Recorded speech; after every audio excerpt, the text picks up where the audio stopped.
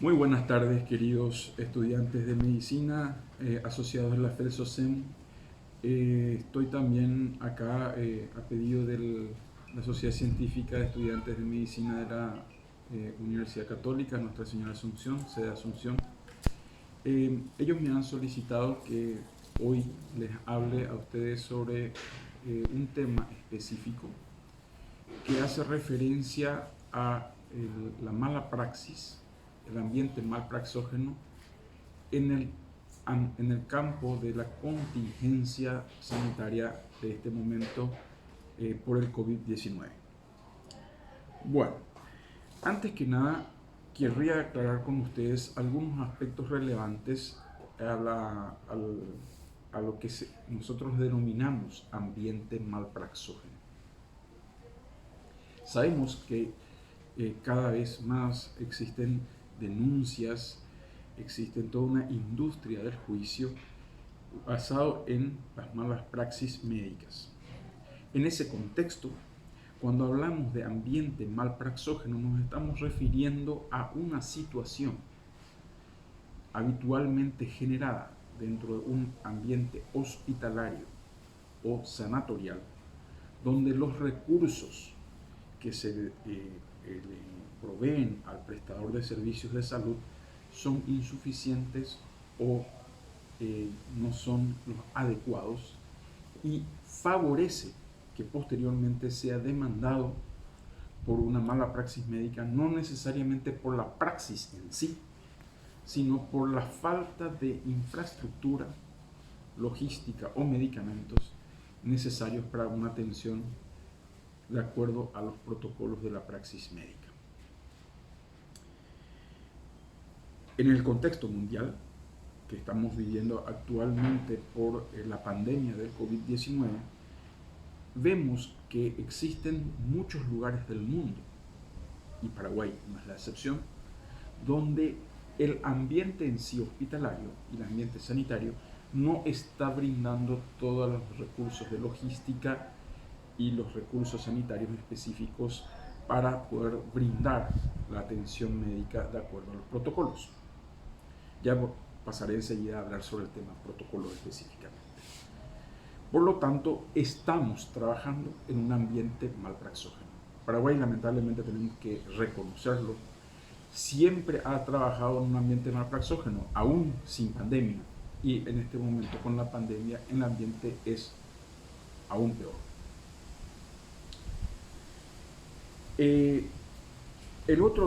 La otra disyuntiva con la que nos encontramos en la práctica de la salud, específicamente cuando estamos hablando del COVID-19, es que cuando hablamos de praxis médica, uno de los elementos que tienen los valoradores de la praxis médica, lo que hacemos, la parte pericial propiamente dicha, es saber si esta praxis ha sido seguida de acuerdo a los protocolos de actuación en la atención médica.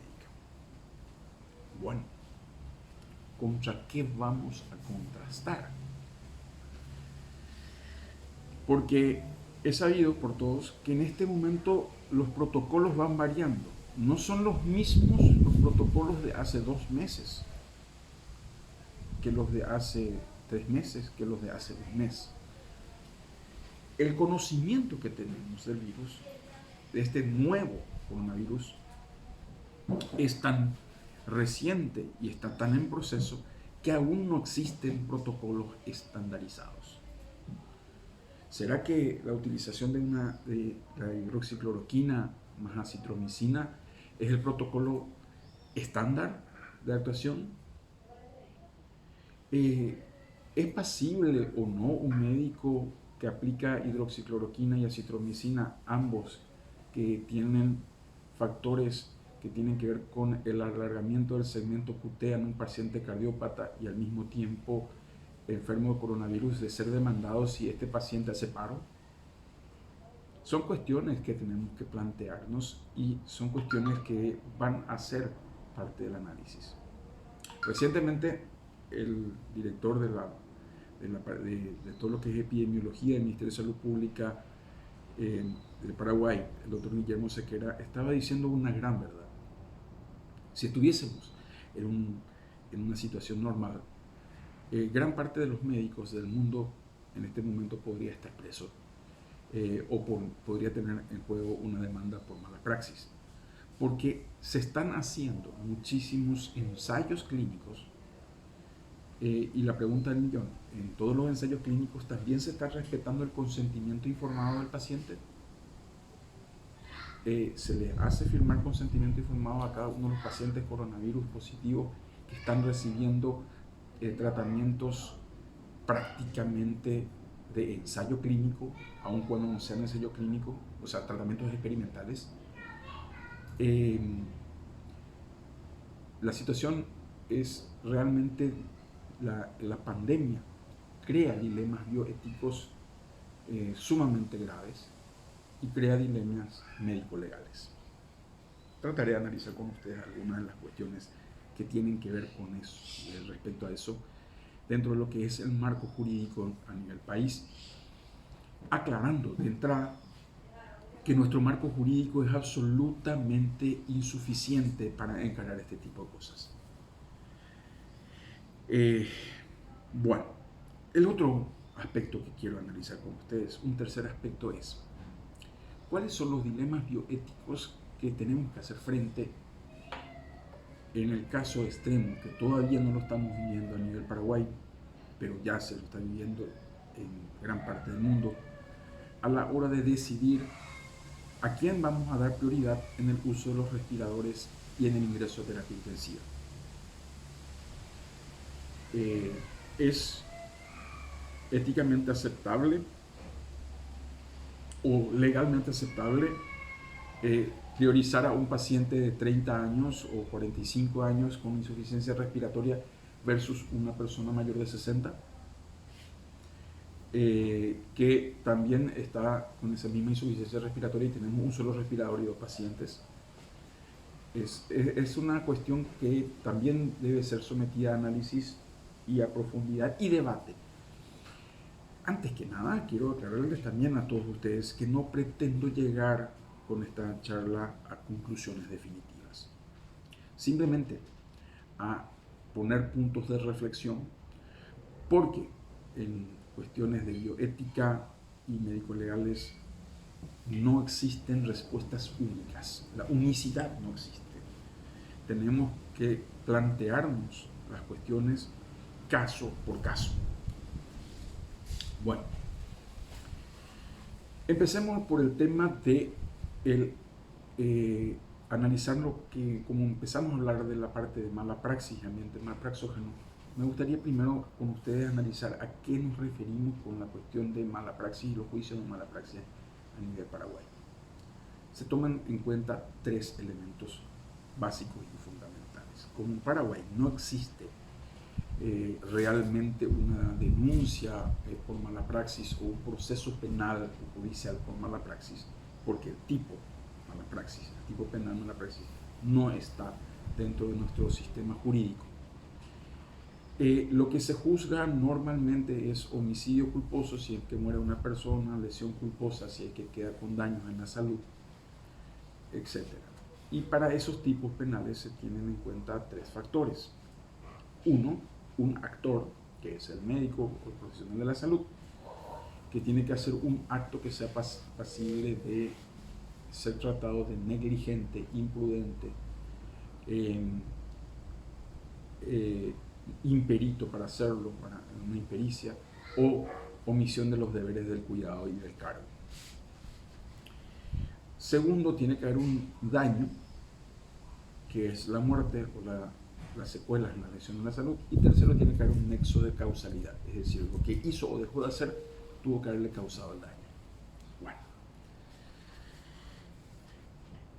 entendiendo eso, tenemos que analizar cuáles son los componentes de la culpa del acto, lo que decimos negligente, imprudente, etc. Y ahí es donde entramos a hablar del ambiente malpraxógeno. ¿Por qué? Porque si yo le interno a un paciente y le doy tratamiento en un servicio donde yo sé que no tengo los recursos para atenderle de antemano, ya sé que no tengo los recursos para atenderle, ¿estoy o no siendo imprudente? Definitivamente estoy siendo imprudente. Si no le doy la terapéutica que yo sé que tengo que dar y la tengo a mano, ¿estoy siendo negligente? Obviamente estoy siendo negligente. Entonces, ¿qué nos queda por hacer? Porque sabemos que probablemente en una situación como esta no vamos a tener los recursos ni aunque estemos en Asunción, la capital de la República, o estemos en el interior del país, en la última compañía más perdida. Probablemente en Asunción tengamos más recursos, pero en un punto de colapso, en un punto de quiebre del sistema, la insuficiencia de recursos va a ser generalizada. ¿Qué me queda por hacer? Ese es el ambiente que es malpraxógeno. Cuando menos salvar lo que se considera como negligencia, es decir, debo anotar absolutamente todo en la historia clínica y documentar el hecho de que yo quise hacer la terapéutica, yo indiqué el tratamiento y luego poner en la hoja de evolución: no se realiza el tratamiento con tal medicamento, no se realiza tal intubación porque no tengo el tubo. No le coloco el respirador porque no tengo respiradores disponibles. Dejarlo claro en la historia clínica. ¿Por qué vuelvo a hablar de la historia clínica? Porque una vez analizado, en el supuesto de que exista una demanda por mala praxis, ¿cuál es el recurso que tiene el médico legista? Es decir, nosotros, los médicos legistas, ¿cuáles son los recursos que tenemos para juzgar el acto médico? Para objetivar si existió o no esa inconducta o esa mala praxis desde el punto de vista de la medicina. El recurso nuestro es la historia clínica, el documento escrito. Es decir, si el médico no escribe, tiene que acordarse uno de los axiomas de la praxis profesional médico-legista y la praxis profesional de los abogados. Lo que no está en el expediente no está en el mundo. Vale decir que si no está en la historia clínica asentado que yo pensé en darle el tratamiento, que yo quise darle el tratamiento y que no pude darle porque el sistema no me proveyó de los elementos para hacer el tratamiento, no lo quise hacer. Si yo no lo dejé sentado, no lo quise hacer, no lo pensé, entonces ahí cometí la negligencia. En cambio, si yo escribo lo que pensé hacer, lo que quise hacer y no lo pude hacer porque el sistema no me lo proveyó, en todo caso, la negligencia de no proveer los insumos, la negligencia de no proveer la logística adecuada, recae en manos del prestador principal de salud, que puede ser el sanatorio privado o el mismo Ministerio de Salud Pública y Bienestar Social, es decir, del Estado. Ya no es una negligencia particular del profesional de la salud. En otras palabras, uno de los mensajes principales que tiene que quedar de la charla es: más que nunca escriban, más que nunca documenten todo lo que están haciendo dentro de esta pandemia. Muy bien. Eso es como enfrentar, digamos, el ambiente malpraxógeno. Como se habrán dado cuenta, no es una solución, no existe una solución única. Lo único que puede haber acá es un cierto grado de mitigación. Así como estamos mitigando el virus, estamos mitigando también el accionar del médico. Bueno, segundo aspecto que me gustaría abordar, que también hace a la praxis, y es un aspecto que tiene una ligazón bioética demasiado importante. ¿Qué hacer frente a un paciente con COVID positivo, COVID-19, que sabemos que es COVID-19, que está descompensando y yo estoy frente a él como médico tratante, pero no tengo el equipo de protección individual? es decir, emergencia médica en tiempo de pandemia. Y acá hay una serie de cuestiones, desde el punto de vista bioético y desde el punto de vista legal. Desde el punto de vista bioético, algunos podrían decir que el médico está obligado, por el juramento hipocrático, a tratar al paciente a pesar incluso poniendo en peligro su vida. Suena muy romántico, pero poco real. En la historia de la medicina se ha visto que incluso durante la pandemia de la gripe española, hubieron médicos que huyeron de sus estados en Estados Unidos para no dar atención médica porque no tenían los equipos para protegerse.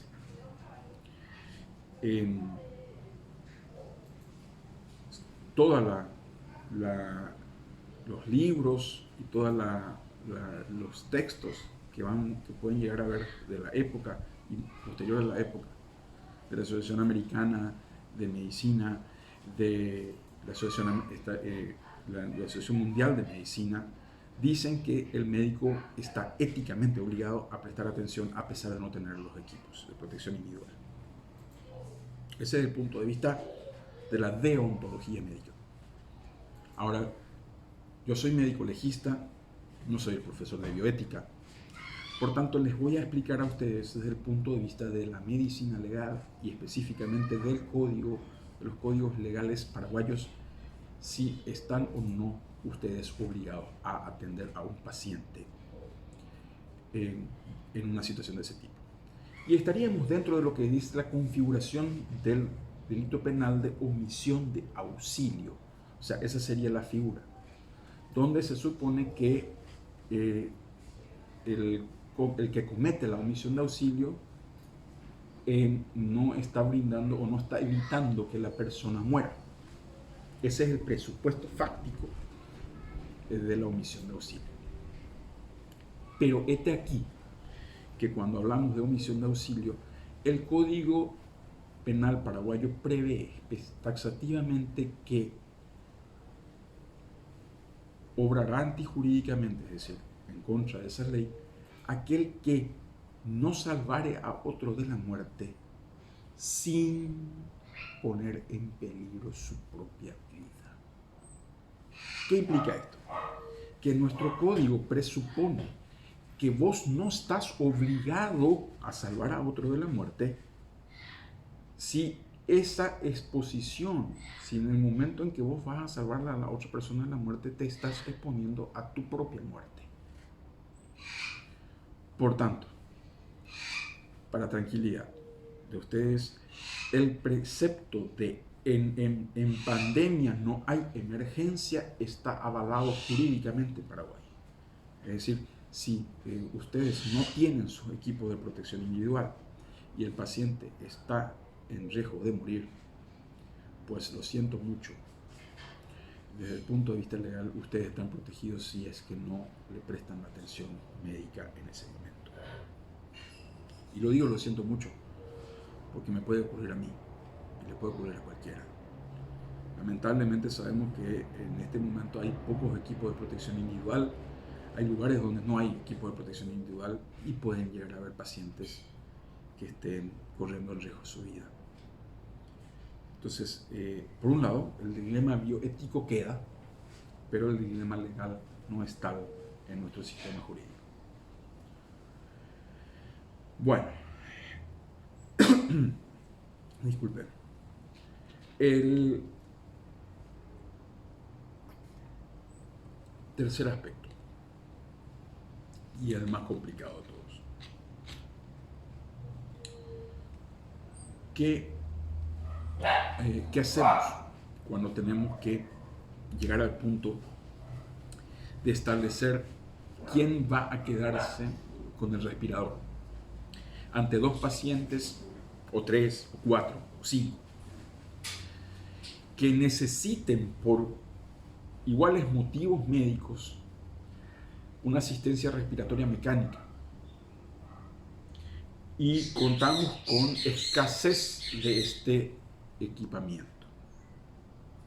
O que necesiten una cama de terapia intensiva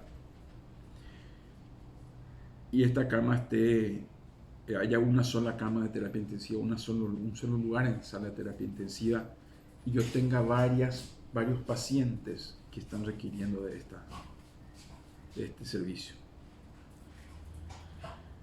¿Es pasible un médico de sanción penal por no haber prestado el auxilio necesario y haber seleccionado a uno de entre ellos?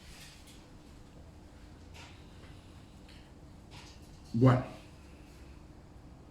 acá una vez más vuelvo al punto de la ultradocumentación. Tienen que documentar absolutamente todo,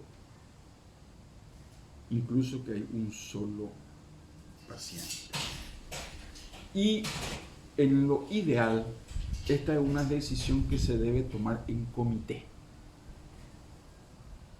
Es decir, debe haber una reunión como una junta médica en la cual se tiene que valorar los distintos aspectos que hacen a cada uno de los pacientes y cuál es el que se va a beneficiar mayormente del uso del respirador o de la cama. No está estipulado en ninguna parte de nuestros protocolos, no está estipulado en ninguna parte de nuestras leyes la posibilidad de negar la cama a ningún paciente. Es decir, eso que de repente leemos en los periódicos, pasamos a medicina de emergencia o a medicina de guerra, en donde se elige la cama. Esa es una realidad fáctica, es decir, una realidad de hecho, pero no es una realidad legal. Es decir, estamos desprotegidos en ese aspecto. No existe una legislación al respecto, no existen ni siquiera protocolos ni reglamentos. Lo único que puede asegurar un cierto grado de protección es documentarnos al máximo y tomar estas decisiones en comité. En una junta médica donde varios de los integrantes decidan, valoren los distintos aspectos y decidan desde el punto de vista científico quién se va a beneficiar con mayor grado del uso de ese servicio, específicamente la cama, la internación, el respirador, etc. Eso nos protege no al 100%, pero sí mitiga el grado de responsabilidad porque para el juzgador, para el que analiza la historia clínica, se va a objetivar que se hizo lo humanamente posible. Y eso es finalmente lo que analizamos y finalmente lo que analiza el juez desde el punto de vista del criterio jurídico. Porque no se puede pretender perfección de un humano. Somos humanos, somos perfectibles, no perfectos. Lo que se pretende en todo caso es la obligación de medios, ¿ya? Y eso nos retrotrae a conferencias que he tenido anteriormente con los estudiantes de la Facultad de Ciencias Médicas de la Universidad Católica. La obligación de medios es lo que se le pide al médico, no la obligación de resultados. Es decir, que el profesional de la salud tiene la obligación ante el paciente de dar todos los medios que estén a su alcance, todo lo que estén dentro de sus posibilidades para tentar un resultado que es la recuperación de la salud. No se nos puede exigir medios que no estén a nuestro alcance, ¿ya?